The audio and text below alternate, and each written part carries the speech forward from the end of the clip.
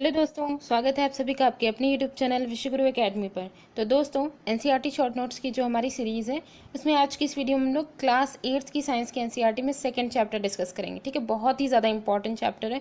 ये भी थोड़ा सा लेंदी क्योंकि देखिए एनसीईआरटी में क्लास 8 से ही इंपॉर्टेंट चीज़ें थोड़ी बढ़ जाती हैं। ठीक है, क्लास 8, 9th और 10th आप लोग ने पूरा चैप्टर तो देखा ही है, क्या क्या इंपॉर्टेंट चीज़ें हैं। तो जाहिर सी बात है, तो इसमें भी मैटर थोड़ा ज़्यादा रहेगा। ठीक है, तो एंड तक ज़रूर देखिएगा। चलिए स्टार्ट करते हैं। देखिए, इसमें है अध्याय 2।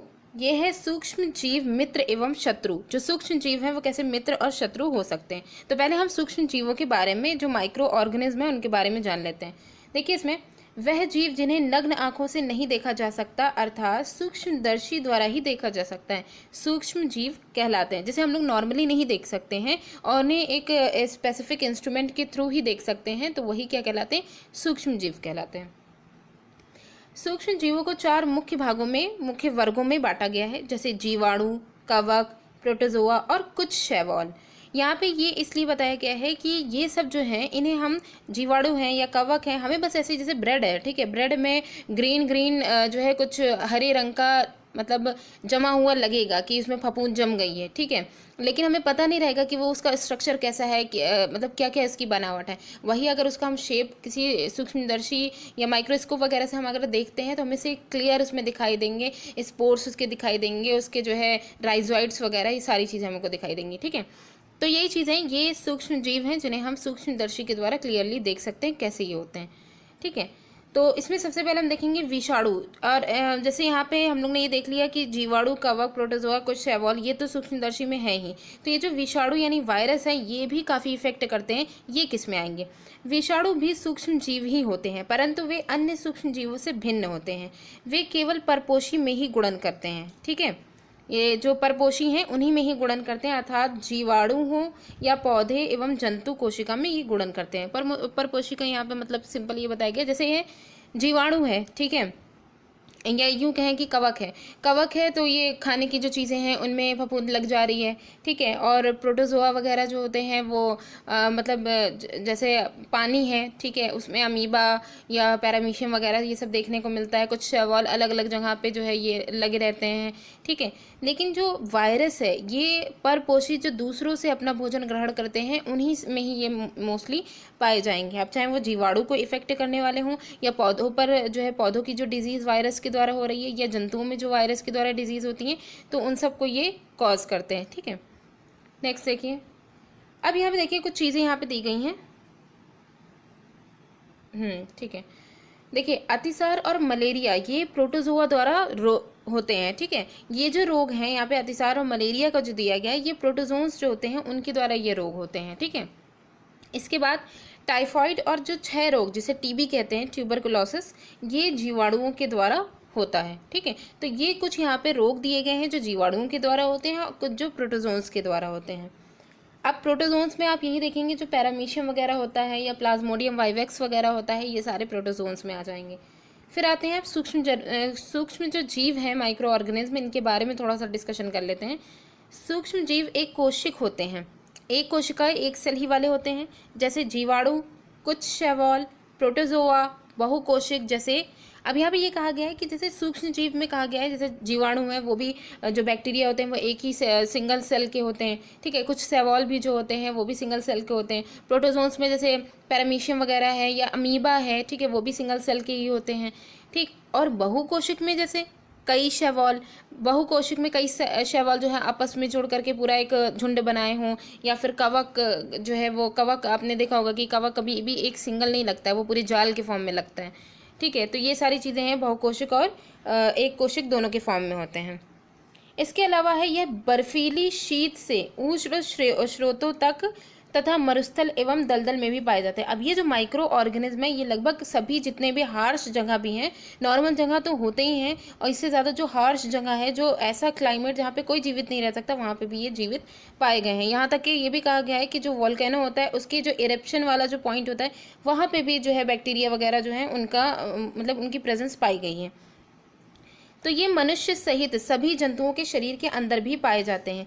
कुछ सूक्ष्म जीव दूसरे सजीवों पर आश्रित होते हैं, जबकि अन्य स्वतंत्र रूप से पाए जाते हैं। कुछ ऐसे होते हैं जो दूसरे जीवों पर आश्रित होते हैं, और अदरवाइज जितने भी होते हैं वो सब स्वतंत्र रूप से पाए जाते हैं। नेक्स्ट देखिए, ये यहाँ पे कुछ पिक्चर्स और जो है माइक्रो ऑर्गेनिज्म के दिखाए गए हैं, इनको एक एक बार देख लेते हैं। ये वाला जो है ये जीवाणुओं का दिखाया गया कि स्पाइरल फॉर्म में जो जीवाणु हैं, बैक्टीरिया हैं, उनका किस तरीके से स्ट्रक्चर होता है, और जो छड़ी नुमा पूरा ये है, छड़ी नुमा जो जीवाणु उनका दिखाया गया है। ये शैवॉल की जो टाइप्स हैं, एक क्लाइमाइडोमोनास है जो ये है, और ये स्पाइरोगायरा, ये दोनों ही शैवॉल के टाइप हैं। ठीक है, प्रोटोजोन्स में देखिए अमीबा है, अमीबा भी सिंगल सेल होता है, पैरामीशियम भी सिंगल सेल होता है। ठीक है, अब इसके बाद नीचे जो है ये हैं राइजोपस, जिन्हें ब्रेड मोल्ड कहते हैं। राइजोपस यहाँ पे आ जाएंगे, और ये पेनिसिलियम नोटेटम, ये भी फफूंद होता है, इससे जो है पेनिसिलिन बनाई जाती है, दवाई औषधि। ठीक है, ये भी एस्परजिलस यहाँ पे फफूंद दिखाया गया है। ठीक, तो ये कुछ चीज़ें हो गई। यहाँ पे जो स्ट्रक्चर है ये है विषाणु, जो वायरस के बारे में अभी हम लोग ने डिस्कशन किया था उनका है। बैक्टीरियोफेज वायरस की जो है यहाँ पे ये जो वायरस है बैक्टीरियोफेज वायरस है, जो कि बैक्टीरिया पर जो है उससे अपना भोजन प्राप्त करता है, उस पर इफेक्ट डालता है। ठीक, नेक्स्ट देखिए, यहाँ पे है देखिए उदाहरण में देखिए, जैसे अमीबा अकेले रहता है, जबकि जो कवक और जीवाणु हैं ये समूह में रहते हैं। अभी हम लोग ने जीवाणुओं की, बैक्टीरिया जो है उनकी पूरी एक स्लाइड देखी कि सारे के सारे कोई अकेला एकदम सिंगल नहीं पाया जा रहा है, सब ग्रुप में रह रहे हैं। इसी तरीके से जो कवक होते हैं वो भी सिंगल, उसका थ्रेड नहीं होता है, वो पूरे एक झुंड के फॉर्म में होते हैं, ग्रुप के फॉर्म में। लेकिन अमीबा जो है वो सिंगल सेल होता है, वो अलग अलग एक भी कहीं पर भी पाया जा सकता है। अमीबा है, पैरामीशियम है, सब सिंगल सेल होते हैं। यहाँ पे हम देखेंगे कि ये तो सूक्ष्म जीवों के बारे में जितनी ज़रूरी चीज़ें थी वो हो गई। ठीक है, कि कहाँ पाए जाते, कैसे होते, क्या होते हैं। अब जो सूक्ष्म जीव मित्रवत हैं, यानी जो फ्रेंडली हैं, उनके बारे में हम लोग डिस्कशन करेंगे। जो हार्मफुल है उनके बारे में भी देखेंगे। तो पहले जो मित्रवत सूक्ष्म जीव हैं उनके बारे में देखते हैं। देखिए, सबसे पहले है दूध से दही बनाना। दही में अनेक सूक्ष्म जीव पाए जाते हैं, जिनमें जो लैक्टोबैसिलस नामक जीवाणु है, ये बैक्टीरिया है, ये बहुत ही ज़्यादा प्रमुख है, जो दूध को दही में परिवर्तित कर देता है। अब यही जो जीवाणु है ये पनीर है, अचार है, अन्य जितने भी खाद्य पदार्थ हैं उनके उत्पादन में भी सहायक होते हैं। इसी के साथ ही जैसे रवा, इडली, भटूरे, ये सब जो मतलब बनाने के लिए जो आटा वगैरह लिया जाता है, इनके लिए मुख्य संगठक का काम कौन करती है? दही करती है। ठीक है, तो देखें तो दूध से दही बनने के लिए जो बैक्टीरिया का रोल है वो हमने यहाँ पे देखा, lactobacillus main important role play करता है। इसके बाद है यीस्ट। ठीक है, यीस्ट का क्या काम है? देखिए, यीस्ट जो है ये बेकिंग उद्योग में यीस्ट का मुख्यतः उपयोग किया जाता है। जो बेकिंग वाली बेकरी जो होती हैं वहाँ पे जो मुख्यतः मेनली ब्रेड वगैरह में यीस्ट का यूज़ किया जाता है। कैसे? इसमें किण्वन विधि के द्वारा, फर्मेंटेशन की जो प्रोसेस होती है, इसके द्वारा यीस्ट आटे में मिलकर के तीव्रता से जनन श्वसन करता है। ठीक है, जनन रिप्रोडक्शन भी बहुत तेज़ी से करता है। अब यही आटा है, आटे में अगर शुगर भी मिला दी जाए तो उससे और भी ज़्यादा, और इनको टेम्परेचर मेनली दे दिया जाए कि नमी और थोड़ी गर्मी वाला। ठीक है, तो इससे क्या होगा, उनका तीव्रता से और बहुत तेज़ी से जो है रिप्रोडक्शन करेंगे, और रिप्रोडक्शन जितना ज़्यादा करेंगे उतना ही इनके रिप्रोडक्शन में, इनकी जो जनन की जो प्रोसेस होती है उनमें कार्बन डाइऑक्साइड ये प्रोड्यूस करेंगे। ठीक है, मतलब रिप्रोडक्शन करेंगे, अपनी जो है जनरेशन को बढ़ाएंगे, और जो उसमें रेस्पायरेशन करेंगे, रेस्पायरेशन में ये कार्बन डाइऑक्साइड रिलीज करेंगे। तो ये जो उत्पादित जब करते हैं तो यही जो कार्बन डाइऑक्साइड है वो गैस बुलबुले के रूप में खमीर वाला जो मैदा है उसका आयतन बढ़ा देता, तभी जो मैदा है वो जो है उठ जाता है। ठीक है, और इसी से ही तभी हम देखते हैं कि जो ब्रेड है या पेस्ट्री या केक वगैरह है उसके बीच में काफ़ी बबल्स वगैरह दिखते हैं और स्पॉन्जी होता है। ठीक, तो ये ब्रेड, पेस्ट्री या केक वगैरह जो है वो इसी से ही बनते हैं, सेम प्रोसेस है। अब आगे देखिए, वाणिज्यिक उपयोग, जो फैक्ट्रीज वगैरह वाणिज्य के जो उसमें इसका क्या यूज़ है। तो देखिए, जौ, गेहूं, चावल और फलों के रस में उपस्थित प्राकृतिक जो शर्करा होती है उसमें यीस्ट द्वारा अल्कोहल एवं शराब का उत्पादन किया जाता है। ठीक है, तो यीस्ट का यूज़ यहाँ पे एक वाणिज्यिक उपयोग के फॉर्म में भी किया जा रहा है कि जो शर्करा है, नेचुरल जो शर्करा है, शुगर है, उसके द्वारा अल्कोहल और शराब का निर्माण किया जा रहा है। चीनी के अल्कोहल में परिवर्तन की ये जो प्रक्रिया है कि अल्कोहल में जो नेचुरल शुगर है वो अल्कोहल में परिवर्तित हो जा रही है, ये प्रोसेस ही किण्वन या फर्मेंटेशन कहलाती है। और इसकी जो खोज की थी वो लुई पास्चर जो हैं उन्होंने 1857 में की थी। ठीक है, तो ये जो फर्मेंटेशन की जो प्रोसेस है इसकी जो खोज करता है वो लुई पास्चर कहलाते हैं। नेक्स्ट है औषधीय उपयोग। औषधि की फॉर्म में कैसे जो है जो कवक हैं या जो सूक्ष्म जीव हैं उनका क्या रोल है। अनेक सूक्ष्म जीवों जैसे कि जीवाणु और कवक से अनेक प्रतिजैविक एंटीबायोटिक जो होती हैं उनका निर्माण किया जाता है, जो बीमारी उत्पन्न करने वाले सूक्ष्म जीवों को नष्ट कर देते हैं अथवा उनकी वृद्धि को, या तो जो है उनको नष्ट कर देते हैं या फिर उनकी वृद्धि को रोक देते हैं। ठीक है, तो इसमें देखिए कुछ यहाँ पे दिखाई गई हैं।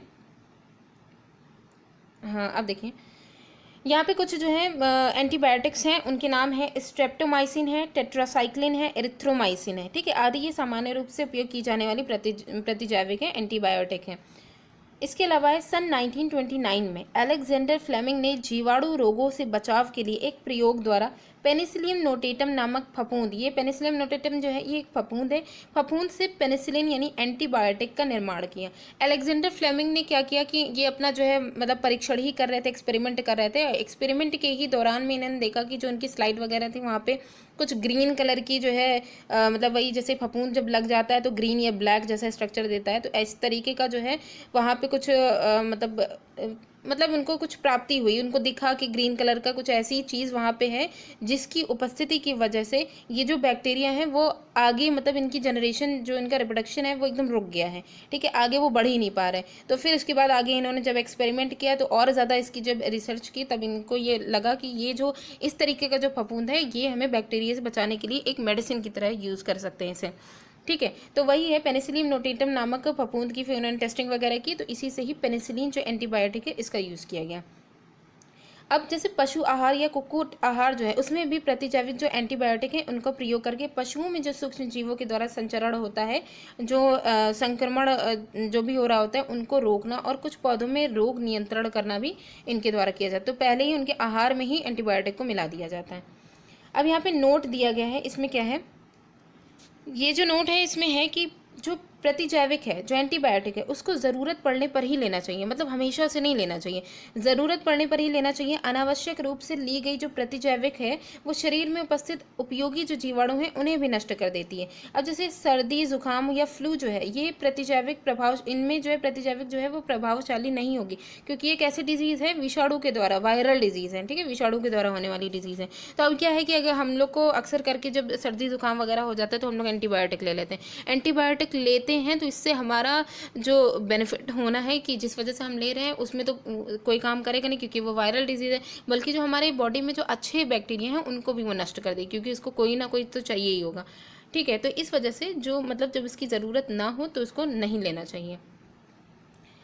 ठीक है, नेक्स्ट देखिए, इसके बाद है वैक्सीन। वैक्सीन या इसी को ही कहते हैं टीका।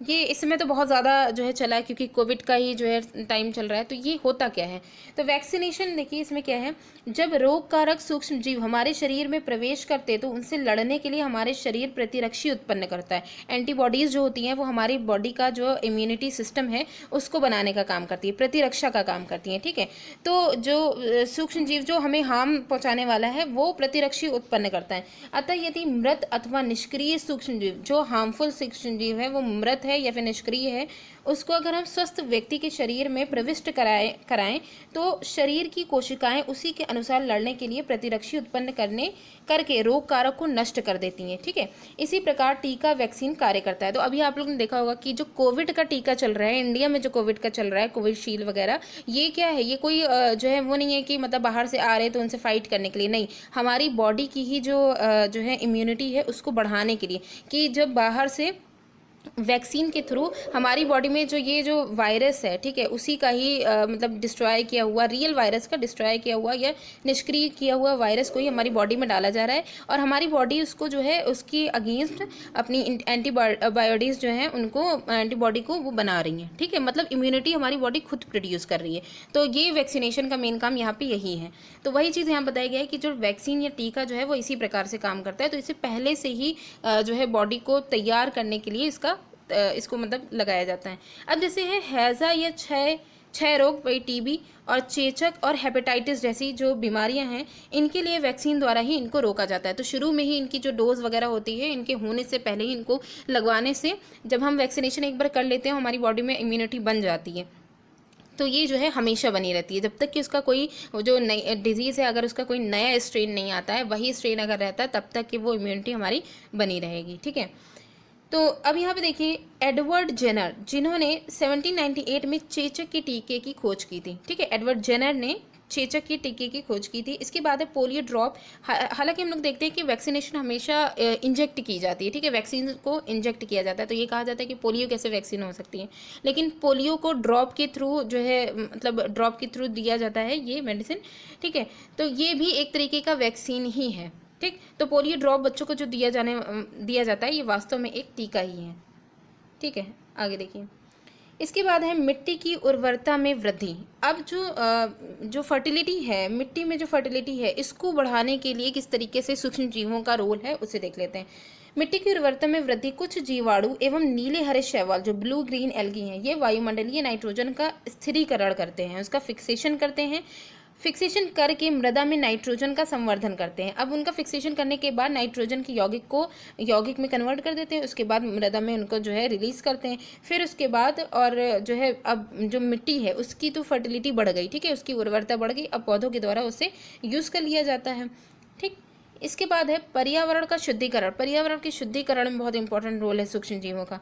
पौधों तथा जंतुओं के जैविक अपशिष्ट, हम लोग ने पहले भी इसका पढ़ा है, कई बार 2-3 बार पढ़ चुके हैं कि जो जंतुओं की जो जैविक अपशिष्ट हैं, ठीक है, उनका किस तरीके से जो वर्मी फॉर्म कह रहे हैं, वर्म जो कंपोस्ट खाद वगैरह जो बनाई जाती है, तो ये सब जो बनती है, तो वही है जैविक अपशिष्ट तथा मृत शरीर को सूक्ष्म जीव अपघटन करके उन्हें सरल पदार्थों में परिवर्तित कर देते हैं। तो ये जो जैविक अपशिष्ट हो या फिर मृत शरीर हो, चाहे वो पौधे का हो चाहे वो जंतुओं का हो, इनको जो है सरल पदार्थों में परिवर्तित कर देते हैं। यह पदार्थ अन्य पौधों एवं जंतुओं द्वारा पुनः उपयोग कर लिया जाता है। फिर इस प्रकार हानिकारक एवं दुर्गंध युक्त जो पदार्थ होते हैं उनको सूक्ष्म जीवों का उपयोग करके पर्यावरण का शुद्धिकरण कर सकते हैं। तो मेनली जो सूक्ष्म जीव हैं, अगर ये सूक्ष्म जीव ना हो तो जितनी भी डेड बॉडीज हैं, वो चाहे प्लांट डेड बॉडी हो चाहे एनिमल डेड बॉडी हो, तो वो हर जगह हमको वही देखने को मिलेगी, क्योंकि उनका अपघटन तो हो ही नहीं पा रहा है। तो उनको जो वापस से मिट्टी में जो है मिला देने के लिए जो जटिल पदार्थ है, उनको सरल पदार्थ में कन्वर्ट करने का काम इन्हीं सूक्ष्म जीवों का होता है। ठीक है, तो एक तरीके से ये पर्यावरण में शुद्धिकरण का भी काम करते हैं। तो यहाँ पे देखिए ये 2 पिक्चर्स हैं, एक है नाइट्रोजन फिक्सेशन करने वाले बैक्टीरिया और जिनको हम साइनोबैक्टीरिया कहते हैं, इन्हीं को ही हम नीले हरी शैवाल भी। तो यहाँ पे ये दोनों का दिखाया गया, नीले हरी शैवाल का भी और साइनोबैक्टीरिया जो है उनका भी। ये है मादा एनोफिलीज मच्छर। कुछ ऐसी डिजीज़ हैं जिनके जो रोगवाहक हैं वो मस्क्यूटो या मक्खी ये सब होते हैं, तो उनको भी अभी हम लोग देखेंगे। तो देखिए यहाँ पे हानिकारक सूक्ष्म जीवों के ही अंदर ये आते हैं। कुछ सूक्ष्म जीव जो मनुष्यों, जंतुओं और पौधों में रोग उत्पन्न करते हैं, ऐसे सूक्ष्म जीवों को रोगाणु या फिर रोगजनक कहते हैं। ठीक है, सूक्ष्म जीवों द्वारा होने वाले ऐसे रोग जो एक संक्रमित व्यक्ति से स्वस्थ व्यक्ति में वायु, जल, भोजन तथा कायिक संपर्क अटैचमेंट के द्वारा जो है फैलते हैं, यही क्या कहलाते हैं, संचरणीय रोग कहलाते हैं। ठीक है, जैसे कि हैजा है, सामान्य सर्दी जुकाम है। आपने देखा होगा अक्सर करके जो नॉर्मली जो सर्दी जुकाम होता है, इसमें अगर किसी को हुआ है और इसके हम कुछ ही दूरी पर, इसके खांसने या छींकने की कंडीशन पे कुछ ही दूरी पे इसके पास अगर बैठे रहे तो थोड़ी देर बाद हमारी भी तबीयत ख़राब हो जाएगी, क्योंकि वो एयर के थ्रू जो वायरस वगैरह है वो हमारे बॉडी में भी चला जाएगा। ठीक है, अब चेचक है और ये जो टीबी वगैरह है, टीबी में भी सेम, ये सारे जितनी भी डिजीज़ यहाँ पे दिखाई सारी संक्रमित फैलने वाली डिजीज़ है। ठीक है, तो ये क्या है कि ये कुछ मनुष्यों में संक्रमित जो रोग हैं वो जो संपर्क में आ करके एक दूसरे से जो पास बैठ करके जैसे भी, तो ये जो है फैलने वाले हैं। ठीक है, अब यहाँ पे कुछ कीट और जंतु ऐसे भी हैं जो रोग कारक सूक्ष्म जीवों के रोगवाहक का कार्य करते हैं। सूक्ष्म जीव ऐसे जो रोग फैला रहे हैं, ठीक है, अब उनके ट्रांसफ़र का, कि उनका एक बॉडी से दूसरी बॉडी में ट्रांसफ़र करने के काम जो रोगवाहक का काम कर रहे हैं, उनमें कौन कौन से जो है कीट या जंतु आते हैं। तो उनमें देखिएगा घरेलू मक्खी जो है ये तो बहुत ही इंपॉर्टेंट रोल प्ले करती है। अब जैसे जो गंदी जगहों पे बैठती है, उसके बाद खाने की जगहों पे बैठ जाती है, तो इससे कई बीमारियां जो है हो जाती हैं। इसके बाद आप देखिएगा मादा एनोफिलीज मच्छर की यहाँ पे बात की गई है। मादा एनोफिलीज मच्छर जो कि मलेरिया जो होता है, मलेरिया जो कॉज करता है, प्लाज्मोडियम वाइवक्स जो यहाँ पे प्लाज्मोडियम वाइवक्स जो है इसके थ्रू मलेरिया कॉज होता है, तो इसको जो वाहक का काम करती है वो कौन करती है, मादा एनोफिलीज मच्छर करती है। इसी के साथ ही मादा एडीज मच्छर का भी दिखाया गया है, ये डेंगू वायरस जो है इसके वाहक हैं। ठीक है, तो ये हो गए कुछ इंसेक्ट और कुछ जो है जानवरों का। अब ये जो सारणी दी गई है ये बहुत इंपॉर्टेंट है, इसे ज़रूर देखिए। थोड़ा सा यहाँ पे ब्लर है तो हम लोग देख लेते हैं एक बार। देखिए यहाँ पे मनुष्य में सूक्ष्म जीवों द्वारा होने वाला सामान्य रोग। जो मनुष्यों में सूक्ष्म जीवों द्वारा सामान्य रोग होता है वो कौन कौन सा हो सकता है? पहले देखिए मानव रोग में 6 रोग हैं। रोग कारक सूक्ष्मजीव 6 रोग यानी टीबी जो है वो किसके द्वारा होती है? जीवाणु के द्वारा होती है। संचरण का तरीका, टीबी जो अगर खांसी वाला या फेफड़ों वाली जो टीबी हुई है तो वो वायु के द्वारा जो है बहुत तेज़ी से फैलने का काम करेगी, ठीक है। इसके बाद है खसरा, मीजल्स। यहाँ पे भी हम देख लेंगे कि बचाव के उपाय सबके क्या क्या दिए गए हैं, ठीक है। खसरा जिसे मीजल्स कहते हैं, ये वायरस के थ्रू, ये एक वायरल डिजीज है, ये भी वायरस के थ्रू, ये वायु के थ्रू जो है ये फैलता है, संचरण का इसका तरीका है, ठीक है। चिकन पॉक्स जो होता है ये भी वायरल डिजीज है, ये वायु या फिर सीधे संपर्क से, चिकन पॉक्स जो है वो सीधे टच वाला जो संपर्क होता है उससे हो सकता है। पोलियो जो होता है ये भी वायरल डिजीज है, ये भी वायु और जल के द्वारा ही पोलियो होता है। अब यहाँ पे देखिएगा रोगी व्यक्ति को पूरी तरह, अब हम बचाव कैसे कर सकते हैं? रोगी व्यक्ति को पूरी तरह से अन्य व्यक्तियों से अलग रखना, क्योंकि ये कैसे डिजीज है? संक्रमित डिजीज है, ठीक है। और रोगी की व्यक्तिगत वस्तुओं को अलग रखना, उचित समय पर टीकाकरण कराना, कि मतलब ये बीमारी होने से पहले ही अगर टीकाकरण हो जाए, ठीक है। इसके बाद देखिएगा हैजा। हैजा जीवाणुओं के द्वारा होता है, ये किससे? गंदे जल और गंदे भोजन से। भोजन को गंदा करने का काम कौन कर रही है? मक्खियां कर रही हैं, ठीक है। टाइफाइड जो होता है ये भी बैक्टीरिया के द्वारा होता है, ये जल से फैलता है, ठीक। अब इसमें हमें क्या करना है? व्यक्तिगत स्वच्छता एवं अच्छी आदतों को अपनाना। व्यक्तिगत स्वच्छता की कूड़ा करकट अपने घर वगैरह या आसपास के एरिया में न रखना, पानी ना इकट्ठे होने देना, ठीक है। भली भांति पके भोजन और उबला पेयजल खासकर, ठीक है, अगर गंदा पानी वगैरह आ रहा है, और इसमें भी टीकाकरण करवाना। इसके बाद है हेपेटाइटिस ए।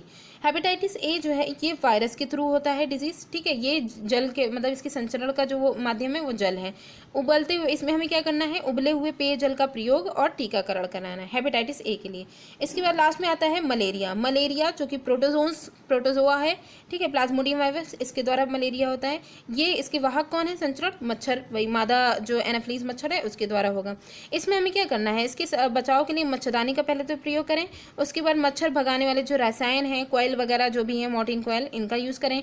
कीटनाशक का छिड़काव एवं मच्छर के प्रजनन रोकने के लिए जल में मिट्टी का तेल वगैरह, या तो जल को इकट्ठा ना होने दें, या अगर कहीं इकट्ठा है तो उसमें मिट्टी का तेल डाल दें, ठीक है। तो इससे क्या होगा कि हम लोग इनकी जो है जनन जो क्षमता है उसको रोक सकते हैं, ठीक है। अब आगे देखिए, ये कुछ पादप रोग हैं, उनके बारे में भी देख लेते हैं। पादप रोग जो सूक्ष्म जीवों के द्वारा होते हैं उनमें सबसे पहला है नींबू में जो कैंकर रोग होता है, जिसको हम कहते हैं सिट्रस कैंकर रोग। ये किसके द्वारा होता है? जीवाणु के द्वारा होता है, ठीक है, बैक्टीरिया के द्वारा होता है। इनकी संचरण का तरीका भी वायु है, यानी कि एयर के कांटेक्ट में ही ये अगर एक पेड़ में है तो उससे मतलब पूरे पेड़ में या फिर और जगहों पे भी फैल सकता है। फिर है गेहूं की रस्ट डिजीज। गेहूं में जो रस्ट होता है, व्हीट रस्ट डिजीज, ये किसके द्वारा होता है? फंगस के द्वारा होता है, कवक के द्वारा होता है। इसके संचरण का तरीका भी वायु और बीज के द्वारा है। फिर है भिंडी में पीत रोग। भिंडी में जो पीत रोग है ये वायरल डिजीज है, और इसका जो संचरण का तरीका है वो कीट के माध्यम से होता है, ठीक है। तो ये चीज़ हो गई। अब आगे देख लेते हैं।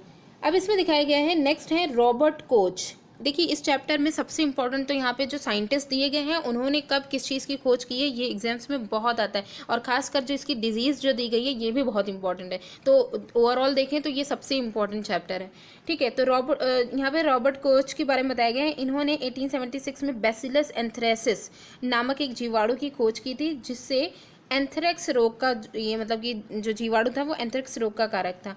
ये मनुष्य एवं मवेशियों में होने वाले भयानक रोग हैं, मतलब कि इसके द्वारा मनुष्य हैं या मवेशी हैं, ठीक है, जो गाय भैंस वगैरह हैं, इनमें बहुत ही भयानक रोग होता है। अब है गाय में खुर और एवं मुंह का जो रोग है वो वायरस के द्वारा होता है, ठीक है। तो ये जो है बैसिलस एंथ्रेसिस जो है ये जीवाणु है, जीवाणु के द्वारा जो है ये एंथ्रेक्स रोग होता है। और गाय के जो खुर और मुंह, मतलब उसका खुर और मुंह जो है जो सड़ने लग जाता है, सड़ने वाली जो बीमारी होती है वो वायरल डिजीज़ होती है, ठीक है। तो ये कुछ डिजीज़ के बारे में हो गया। अब इसके अलावा जो है खाद्य विषाक्तन क्या होता है, ये भी बहुत, फूड पॉइजनिंग बहुत ही ज़्यादा जो है इफेक्टेड है ये भी। तो इसे देख लेते हैं। हमारे भोजन में उत्पन्न होने वाले सूक्ष्म जीव, हमारे भोजन में भी अगर कहीं मतलब उनको सूक्ष्म जीव तो हर जगह रहेंगे, ठीक है। उनको वो जो इन्वायरमेंट है वो जैसी वो मिलेगा, वो चाहे भोजन हो चाहे जहाँ भी हो, उनमें जो है वो पनपने लग जाएंगे, ठीक है। तो हमारे भोजन में उत्पन्न होने वाले सूक्ष्म जीव कभी कभी विषैले पदार्थ उत्पन्न करते हैं, जो कि भोजन को विषाक्त जहरीला बना देते हैं। यही खाद्य विषाक्तन का कारण कहलाता है, फूड पॉइजनिंग यही कहलाती है। अब खाद्य परिरक्षण क्या है? अब फूड पॉइजनिंग से बचने के लिए हमें अपने जो खाने वाली चीज़ें हैं उनको हम कैसे बचा करके रख सकते हैं। जैसे यहाँ पे दिया गया है, नमक एवं खाद्य तेल का उपयोग सूक्ष्म जीवों की वृद्धि को रोकने के लिए सामान्य रूप से किया जाता है। आपने जनरली देखा होगा जैसे अचार वगैरह हैं या कोई भी ऐसी चीज़ है जिसको हम नमक लगा के रख रहे हैं या फिर खाद्य तेल में डुबो करके रख रहे हैं, ठीक है, तो इससे हम मेनली जो सूक्ष्म जीव है उनकी वृद्धि को रोक सकते हैं। इसके अलावा इसी वजह से जो नमक और खाद्य तेल है इन्हें परिरक्षक भी कहा जाता है, ठीक है। नमक और खाद्य तेल का प्रयोग अचार बनाने के लिए मोस्टली आपने देखा होगा कि आम अगर हम खरीद के लेकर के आते हैं, चाहे कच्चा हो चाहे जैसा भी हो, ठीक है, मोस्टली अगर कच्चा ही देख लें तो हम मुश्किल से 1 हफ्ते तक भी इसको ढंग से नहीं रख सकते हैं, ठीक है। कुछ ही दिनों में वो धीरे धीरे फिर ख़राब होने लग जाता है। लेकिन वही अगर हम अचार के फॉर्म में नमक और जो है तेल में डुबो करके रखें तो हम 1-2 साल रखे रहेंगे, तभी भी इसमें कुछ नहीं होगा। नेक्स्ट देखिए यहाँ पे दिया गया है सोडियम बेंजोएट एवं सोडियम मेटाबाइसल्फाइड, ठीक है। तो इसमें सोडियम बेंजोएट और सोडियम मेटाबाइसल्फाइड जो रसायन है इनका क्या यूज़ है? इनका प्रयोग जैम एवं स्क्वैश बनाने में उपयोग किया जाता है, ठीक है। सामान्य नमक का उपयोग मतलब ये इनका यूज़ किया जाता है ताकि जो अगर बैक्टीरिया वगैरह या जैम वैम के बनने में ये काफ़ी दिनों तक के रखे रहें, तो इनका मेनली संरक्षण करने के लिए, इनको जो है सूक्ष्म जीवों से बचाए रखने के लिए इन रसायनों का प्रयोग किया जाता है, ठीक है। इसके अलावा सामान्य नमक का उपयोग मांस एवं मछली को लंबे समय तक परिरक्षक करने के लिए होता है, ठीक है। जैसे मांस है या मछली है उसको हमें अगर कुछ दिनों तक के रखना है, ठीक है, लंबे समय तक के अगर हमें रखना है तो हम नमक में उसको जो है ढक करके अगर रखेंगे तो वो बची रह जाएगी। नमक के द्वारा आम, आंवला, मछली का भी परिरक्षण किया जाता है। अब इसके अलावा है जैसे यहाँ पे देखिए जैम, जेल एवं स्क्वैश का परिरक्षण हम चीनी के द्वारा भी किया जा सकता है। यह खाद्य पदार्थों में नमी को कम करती है। चीनी क्या होती है? चीनी का घोल, जैसे चीनी के घोल में डुबो करके या तो जैम बनाया जा रहा है, ठीक है, या फिर जो जेल वगैरह है या स्क्वैश वगैरह है इसको चीनी के द्वारा ही या चीनी का यूज़ किया जा रहा है या गाढ़ा चीनी का यूज़ किया जा रहा है, ठीक है। तो इसके द्वारा हम मेनली ये जो खाद्य पदार्थों में नमी होती है उसी के कारण ही ये जो सूक्ष्म जीव पनपते हैं, ठीक है, तो उसी को ही ये कम कर देती हैं, ठीक। तेल एवं सिरके का उपयोग अचार है, सब्जियां हैं, फल है, मछली है तथा मांस का परिरक्षण के लिए किया जाता है। तेल और सिरके का प्रयोग। खाद्य पदार्थ जो हैं उनको, ये भी एक तरीका बहुत अच्छा है कि खाद्य पदार्थ हैं उनको गर्म या उबाल करके ठंडा करके, जैसे रेफ्रिजरेटर है उसमें काफ़ी दिनों तक अगर हम उसको जमा करके रखें तभी भी बचा रह सकता है, ठीक है। और अगर गर्म या उबाल करके, जैसे दूध वगैरह है उसको, जैसे फ्रिज वगैरह नहीं है, ठीक है, तो दूध को हम कई बार उबाल करके उसको हम यूज़ में ला सकते हैं, ठीक है, वो ख़राब होने से बच जाएगा। तो ये कुछ तरीके हैं यहाँ पे परिरक्षण हम कर सकते हैं, ठीक है। तो ये जो मिल्क से रिलेटेड है ना, जो मिल्क को जो है बचाए रखने के लिए, तो यहाँ पे वही एक प्रोसेस दिखेगी कि पाश्चुरीकृत दूध। तो ये जो पाश्चराइजेशन वाली जो प्रोसेस है उसमें होता क्या है? इसमें क्या होता है, सूक्ष्म जीवों से मुक्त होता है। जैसे जो मिल्क जो पैकेट वगैरह में मिलता है वो हम लोग को पाश्चराइज्ड जो मिल्क होता है वो होता है, क्योंकि इसमें वो सूक्ष्म जीवों से मुक्त होता है। इसमें होता क्या है, दूध जो है उसको 70 डिग्री सेल्सियस पे 15 से 30 सेकंड तक के गर्म करते हैं, मतलब ज़्यादा हीट में नहीं रखते हैं कि अगर बहुत 100 डिग्री सेल्सियस पर कि उसको डायरेक्ट जल्दी से उबाल देंगे तो अच्छे बैक्टीरिया खत्म हो जाएंगे, बुरे जो मतलब जो हानिकारक बैक्टीरिया हैं वो नहीं खत्म होंगे, ठीक है। और अगर हम उसको कंटिन्यूअस 70 डिग्री सेल्सियस पर 15 से 30 सेकेंड तक के लगातार हम उसको धीमी आँच में एक तरीके से कहें तो गर्म करते रहेंगे तो उनके जो है हार्मफुल बैक्टीरिया हैं वो नष्ट हो जाएंगे, ठीक है। और फिर उसके बाद एकाएक, मतलब उसको रख ना दें, उसको तुरंत ही एकाएक ठंडा करके उससे भंडारण कर लें, उसे पैकेट या डिब्बे या किसी फॉर्म में, ठीक है। तो ये जो है पाश्चराइजेशन की ये प्रोसेस हो जाएगी। अच्छा, इसमें देखिए इंपॉर्टेंट चीज़ है, लुई पास्चर ने सर्वप्रथम इसकी खोज की थी। तो ये पाश्चराइजेशन की जो खोज की थी वो किसने की थी? लुई पास्चर ने की थी, ठीक है। उसके बाद लास्ट यहाँ पे पॉइंट है नाइट्रोजन चक्र। नाइट्रोजन चक्र की क्या इंपॉर्टेंस है, इसे जानना बहुत ज़रूरी है, क्योंकि अक्सर करके हम लोग ने बहुत ब्लू ग्रीन एल्गी और जो नाइट्रोजन फिक्सेशन करने वाले जो बैक्टीरिया के बारे में बहुत बार पढ़ चुके हैं। तो ये नाइट्रोजन चक्र में इनका क्या इंपॉर्टेंट रोल है, इसे एक बार देख लेते हैं। हमारे वायुमंडल में 78% नाइट्रोजन गैस है, ठीक है। नाइट्रोजन सभी जीवों का आवश्यक संगठक है, क्योंकि हम देखते हैं कि प्रोटीन है, क्लोरोफिल है, न्यूक्लिक एसिड है, विटामिन है, इन सब में नाइट्रोजन जो है उपस्थित होती है, इन सब के जो है कंपोनेंट में, ठीक है।